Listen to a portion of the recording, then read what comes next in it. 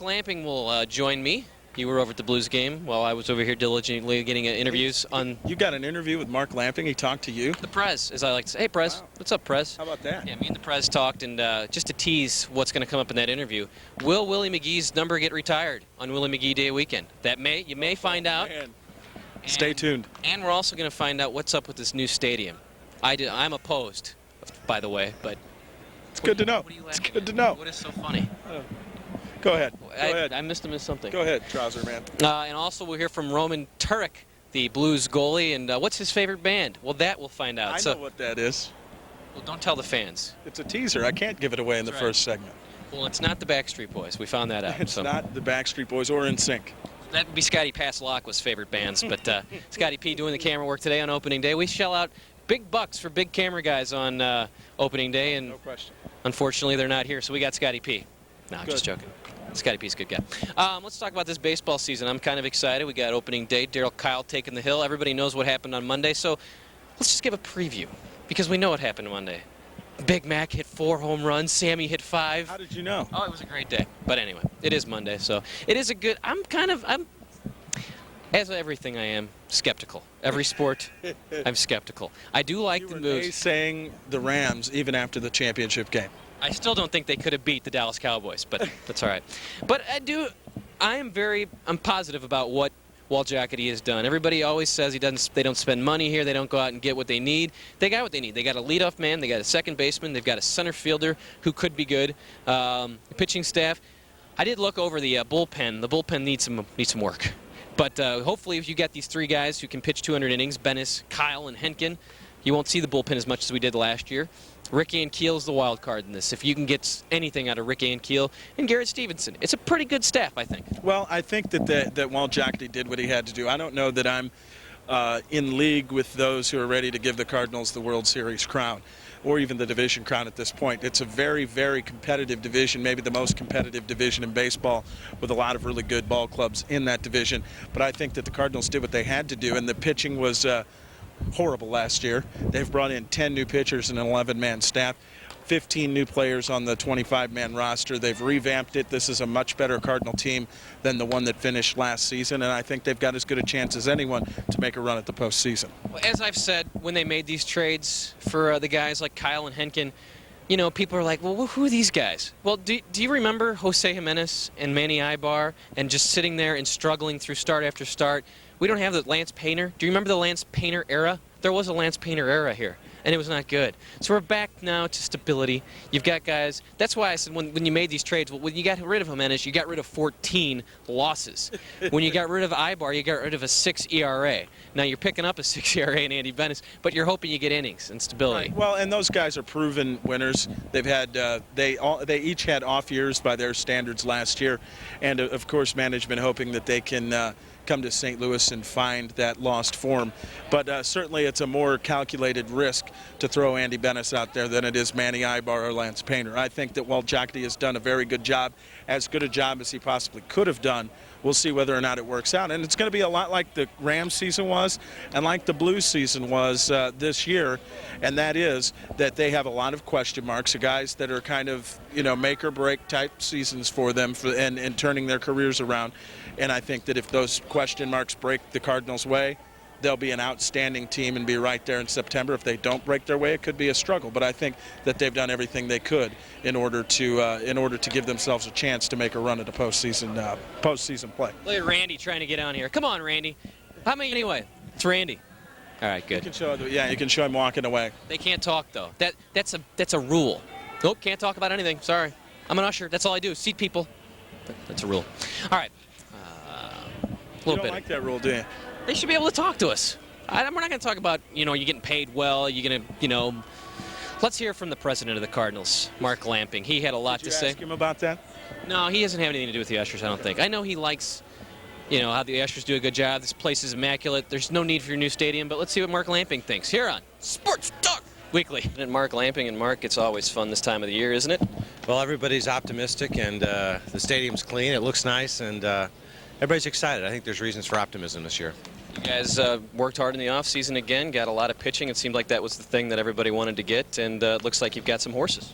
Well, I think Walt did a wonderful job. I don't know that he could have done any more than he did, and ownership stepped up and raised the payroll rather significantly. And now I guess it's pretty much where it belongs. It's in the hands of the players and the manager and the coaching staff. I think the biggest trade was the Jim Edmonds trade. I know a lot of people wanted to see a little more offense out of this team. It looks like he could bring that. Well, I think so. I think as I've heard Tony say recently, it's taken some of the pressure off the catching position as far as offense. So that's important. And I think Cardinal fans will really love Jim Edmonds, just the way he approaches the game, and he plays it very, very hard every single play. What are some of the things we should look for this year, just baseball-wise, stadium-wise? Well, I hope as far as baseball team's concerned, more wins and starting pitchers going deeper into the game. As far as the stadium's concerned, not the drastic changes that we've made in years past. We've added some features up in the center field scoreboard, a standings board, an all-time home run leader countdown board. We've also added some party rooms, but nothing of the nature of what we did a few years ago. You guys working on that stadium still, the new one? Well, that's something we're going to be working on every day for a long time. But it's something that's really important to the franchise, and it's important to our fans. And if we don't focus on it, I think we may find ourselves in a real undesirable position at some point in the future. I do want to put you on the spot. Willie McGee Day is coming up next weekend, and a lot of people want to know, is his number going to be up there with the great Cardinals? Well, it's up to ownership. They make that decision, and I'm sure whatever decision they make, it'll be the right one for the franchise. And there's no question. Is Willie a Hall of Fame player? We'd certainly hope so, but I think that remains to be seen. But if there was a Hall of Fame for great Cardinals that gave everything that they could and represented what Cardinal fans and expect and represent what you want in a Cardinal player, no one's done that better in recent years than Willie McGee. Last question. It's home run central. This is exciting to have Griffey, Sosa, McGuire all in the same division, isn't it? Well, it should make for a lot of fun. Beyond just the fact to be a lot of home runs, you're talking about a very, very competitive division with strong teams in Cincinnati. Houston's a defending champion, and there's no question there. They continue to be the team to beat until someone beats them. I think we're improved. Pittsburgh has really nice starting pitching. The Cubs have improved themselves, and I guess Milwaukee will be there as well. So I think from top to bottom, we're probably as deep and competitive as any division in baseball. All right, we've moved up Clark a little bit from Busch Stadium. We're at the Kiel Center Room with Roman Turk, and on your day off, we thank you very much for joining us because you've played many of the games, so back-to-back, you took a day off today, but this has got to be fun because you know what it's like to win a Stanley Cup, but you're a very integral part this year. You've got 44 wins. It's been an exciting season.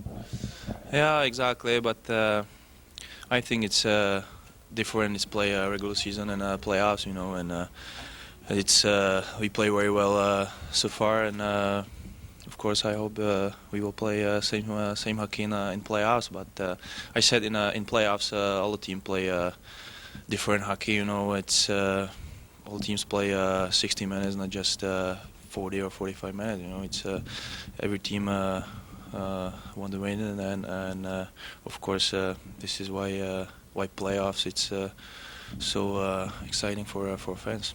It's been astonishing to watch, though. This team hasn't lost much since January. It's been every night the team has shown up. And is that something that, coming from Dallas, you saw it last year, they had that kind of season. Is that kind of the way a team should be, always every night up? It just seems like that's what you need to do when you go into the playoffs, no letdowns. Yeah, this is very important. I think it's when we lose one game, we go to the next game, and every guy in this who play for this hockey club wants just a victory, and I think this is very important for playoffs because we had not too many games when we lose 2 games in a row, and I think it's very important for playoffs, and this is what I see in this team. It's a very strong team. When we lose one game, I know we go very hard for victory at the next game.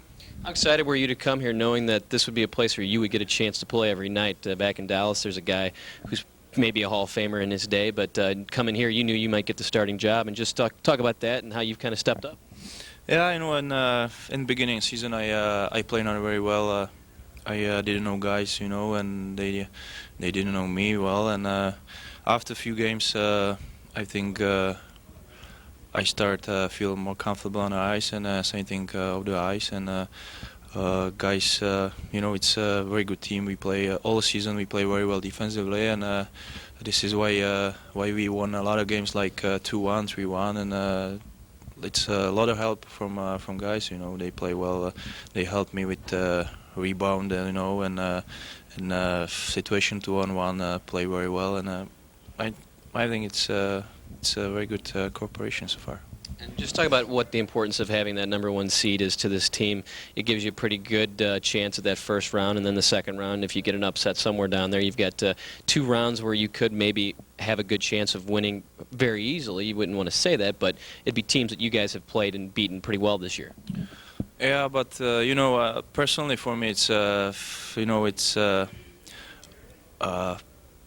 course playoff something more something special for every players, but especially for me, it's my first season. It's my first season like #1 goalie, and so far it's everything's going very well, and I feel ready for playoffs. You know, and I don't care if we will play first round Detroit or somebody else. You know, I play every team same, and it's of course playoffs is coming soon, and we will see who we will play, you know. I know a lot of these guys dip into the disco collection inside there, but I know looks like you're a big Pantera fan. You got the CD down there. What's on Roman Turk's discography at home? What do you got in the 5-disc changer? Yeah, I like rock, you know, and heavy metal, and I listen Pantera because I met the guys in Dallas. They are from Dallas, and I know the guys, and I just got their new CD, and I will listen tonight at home. Are you play real loud, or are you gonna just sit back and enjoy? Just sit back and relax. And but I think Pantera is not music for relaxing. Probably no Kenny G in that collection. And in St. Louis, have you enjoyed the city? I know the fans have taken to you. When you win, they take to you. So they've obviously had fun with you. Have you enjoyed being here? Exactly. It's I think it's a sports town. You know, it's. Rams, they won a ball, and now people waiting for cup, I think. But it's not easy way win cup. But I mean, it's a very hockey town, you know. St. Louis, it's a lot of fans here, and it's hockey is here for a long time, and they never win cup. But you know, I said it's hard to win the cup, but I think everyone in this locker room. Won win cup and this season, and it's a big chance. But you know, I said before, it's playoff. It's you never know. Well, it's a good thing that this year we've got goaltending. We got Roman Turk in goal, and I think that is one of the keys to the Blues winning a Stanley Cup. We thank you for sticking around and hanging out. We'll take a break and be back. This is Chris Berman. Every time I come back to St. Louis, I watch Sports Talk Weekly with Brad Straubinger Fields Forever. Looking for a new co-host, I knew that there's only one guy, and it's Jeff Sterneman. And Jeff really adds a lot to the show. I never knew all the talents that he had, but when we started putting him on the show and we did some comedy pieces with him, he shined. I have to remember about Brad is that he's a selfish bat. The entire show is basically designed to make him look good, and it's even better for him if it makes everybody else look bad. And I know he's going to look at this and go, Brad, stop it. Because, I always try to talk good about him, and I know he usually says the same about me. Comes down to it, he's a little weasel, and you couldn't trust him as far as you could throw him, and he'd sell his own mother for a nickel.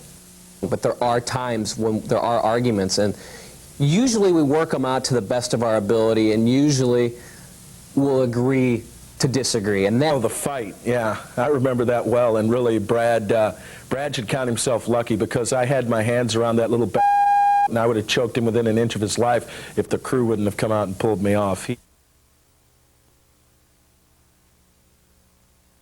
It's been a lifelong dream. Done the show for 7 years. Talked to Chris Boomer Berman. How you doing? It's great to see you here at opening day. It's opening day. It's Brad. It's a day that's different than any other sporting event during the calendar year, because it's in about 12 or 13 different parks. Everybody's feeling the same thing, but they're feeling it kind of with their teams. It's not like, okay, we're all going to watch the Super Bowl on TV or the Final Four or something else. I love opening day. It's a great day. The sun came out right about the time they started playing in, what are the first games? At Cincinnati and in New York. They got underway, and about 20 minutes later, the sun came out. I don't think it was an accident. As a baseball god, have you ever been to St. Louis for opening day? Yes. I've been to a couple of them. Great baseball town. You know that. It's special here. It's great here. It's plus you have McGuire and Sosa. The wind's going out. What could possibly happen?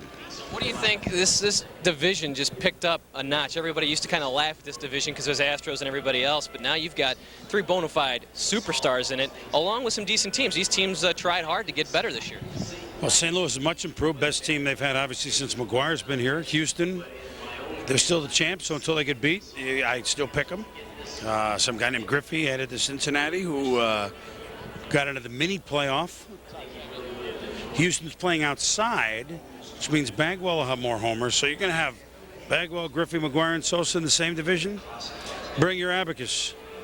What do you like doing better? Do you like doing the hosting? Do you like the play-by-play? What's your favorite thing? I like them both because they're different. I enjoy being at the games. We all get into this. I'm sure you did. I'm sure you did. You get into this because there's games. But in football on a Sunday, it's kind of a big job. I mean, it's a in our business, it's a big deal. We get to watch all the games. So it's different, and the sports are different. So I'm glad I get to do play-by-play for one and studio for the other. It's kind of the best of both worlds. I mean, to make a choice, I don't know if I could. I mean, I feel pretty excited about baseball today, I got to tell you. Do you get tired after your calls on the Sunday night NFL prime? But you look like you after. I could imagine watching you do that show and then just seeing you maybe just falling down and falling asleep after. Well, one guy who used to work with us as a young kid, I'm there 17 hours every Sunday. I mean, I'm in at about 7:30 in the morning and I leave after midnight. So I'm tired anyway. But he says, because my shirt is drenched, he says I look like a rock star who just finished a big time encore. So I'll take that. What about the Super Bowl? Was that fun for you to watch? Was it fun for people outside? I know here it was the best thing. It's hard for me to believe that this is the town of the Super Bowl champs. And I don't say that disparagingly about the Rams. I always think, okay, baseball, St. Louis Cardinals. It's great. It couldn't ask for a better finish. It's kind of a wild season. Very interesting. I guess they're all going to be that way now. It was fun. The Rams were great to watch.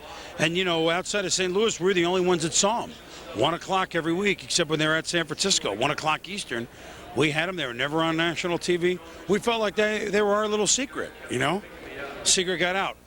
And the last couple things, the nicknames, you kind of cut back on those, but I know John Let It Be Lowenstein used to be one of your favorites. Have you go through some of the favorites? I don't do Sports Center every night, so that's why. I don't use them when the game is in progress, so football doesn't have as many. It doesn't lend itself. Oh, John, tonight Let It Be Lowenstein, Burt Be Home, Bly Levin. Julio, won't you let me take you on a sea cruise? Those are the old ones. There's plenty of new ones. Ranked Anna Daiquiri. Last thing, my last name's Straubinger. Say I'm playing for the Rams 5 years from now. I'm the running back, all right? I'm at the 10-yard line, and Warner just handed it off to me. How does that call sound? Probably Straubinger Fields forever, right? You're too young to remember the Beatles. No, I love the Beatles. We thank Chris Berman for joining us. We're so glad to have you here because this makes an opening day to see Chris Berman standing at Busch Stadium. Let's take a break, and we'll be back. Hey, Sternum. Hey, Straubinger. This is the Nature Boy Ric Flair. 14 times you're world heavyweight champion. And I wanted you to know that I'm coming to town May 9th. I'm going to be taking names. You got it? Straubinger, Sternum, Nature Boy Ric Flair. Learn to love it. Woo, because it's the best thing going, woo, today. Yeah. Sports Talk Weekly, and then we found the best sportscaster in St. Louis right now, who's standing next to us, Jeff Sternman. No, I'm the second best. Right in the middle is number one. Our buddy is Joel Goldberg. And if you're a TV guy, I joked with you the other day, if you're on TV and you're an anchor, that must mean you're up for the Rams job, right? No, I'm just joking. No, I'm not up for the Rams job. Everybody putting tapes. Yeah, I'm still kind of new, so I'm just laying low, and I think I'm gonna worry about everything else I got going on. And there is plenty going on. He would get it though. Yeah. He should get it if. Absolutely, especially since I've been officially eliminated from the competition. I think Joel's the man. Sorry. It's all right, man. I mean, rejection has become my friend over the years. Well, they sent my tape back to me, and it had Mama's Family on it, so I knew that there was something wrong there. They had to tape something over.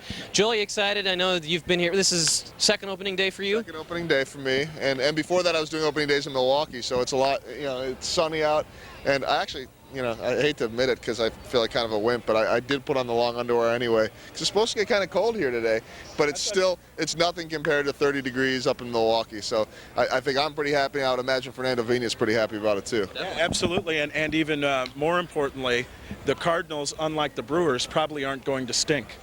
Well, we know for a fact that the Cardinals, unlike the Brewers, are still in it entering day one, which is kind of a nice thing. I mean, the Brewers, we know they're already eliminated with a handful of other teams in baseball. So I think the Cardinals do have a legitimate shot. I'm always kind of the traditionalist type of guy that says, until you knock off that top team, that's the team to beat, and that's why I think that the Astros are still the team to beat, and maybe that's just the easy way of making a prediction and not going out on a limb, but I think that the Astros still have a pretty good makeup.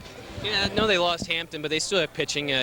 Jose Lima had a great season. I think everybody underestimates him. And they've got Shane Reynolds. He's been always a durable guy. So I do like the Astros still. I think this whole Reds thing, I mean, they were one game away. Well, they were in a playoff game.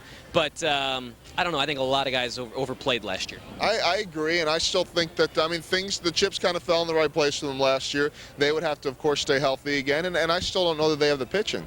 They've got a great closer, but I don't know that they have the starting horses to do it. We'll see. And, health is such a big key. In baseball, maybe more than anything. I mean, we see it some in football as well. Obviously, if the Rams had lost Kurt Warner this year, who knows where they would have been with Paul Justin. But I don't know. If the Cardinals stay healthy, they absolutely have a legitimate shot to win this thing. And injuries, though, can happen so quickly, the snap of a finger. I mean, if you look at Arizona now today, and they lose their closer for the next 2 weeks, and they lose Matt Williams is out right now. So, I mean, that can happen just like that. Yeah, and I think where this team might be better equipped than in the past is they have a depth of pitching. Before, you had some question marks in the rotation, and then guys you knew weren't going to be able to pitch to back them up. Now, you may have some question marks still in the rotation and guys you're hoping are going to revive themselves, but then you've got guys with promise backing them as well. So there's a little more depth, and I think that certainly has the Cardinals in a much better position in 2000 than they were in 1999. And you talk about the question marks and the ifs. I guess that unless you have a lineup of Randy Johnsons or a rotation of Randy Johnsons, there are always going to be those question marks. But compare the question marks this year, where your question marks are about, well, does a guy like Andy Bennett still have it? Does a guy like Pat Henkin, all those veterans that have done it before, as opposed to last year where does a guy like Donovan Osborne still have it? Can Jose Jimenez do anything? Is Manny Ibar the answer? We could go on and on with Lance taking a turn in the rotation? Is Lance Painter taking a turn in the rotation? I mean, I looked through last year, and I think in the first 6 days of the year, or the first 6 games, 6 different starters were in there, and not one of them is here anymore. And maybe the only one that you would like to still have, obviously, is Kent Pottenfield. Definitely, and we did talk Blues. We should talk Blues. There's about 5 wins away from a Stanley Cup, according to some of the fans here. But it is exciting for this team. Naysayer. Nah, I'm a naysayer. I don't think they can win. I've told Sternman this. I've told the fans there, and I love the Blues. I think what they did to Ottawa the other day on Sunday was just masterful. It looked like a soccer game to me, because when you watch a soccer game, usually a team has 1 shot on goal in the first half, and the other team dominates. And it looked like a soccer game. The Blues were the U.S. Women's World Cup team. All right, that was my. But anyway, my thing for him. Their shirts on. They did. Thank goodness they did. But what I've been saying all year is I just don't know if they have what it takes to beat Patrick Waugh in a 7-game series. I don't even know about the Avalanche. Patrick Waugh himself, the Red Wings, and I'm starting to lean towards beating the Stars. I think we can do that. But they're 6-7-1 against those 3 teams this year. You'd think they'd be a little better. Everybody else they beat very handily, but those 3 teams are the ones you're going to have to beat. Now, keep in mind that on the optimistic side, if you look at those teams, they haven't played them very much. That 6-7-1 has not been too much in the last month or so. I mean, they did lose a game to Dallas, and they just tied Detroit. But a lot of that record is maybe earlier in the season and not indicative of what they've done lately. I don't know if I totally believe that they can get through this thing either. I mean, it's tough to think that you're going to get to the second round and be rewarded for that great season by playing Detroit, and then if you get through there, which you just have to think is going to be a 6 or 7 game series and just going to be as tough as can be, then you're stuck facing a Colorado or Dallas.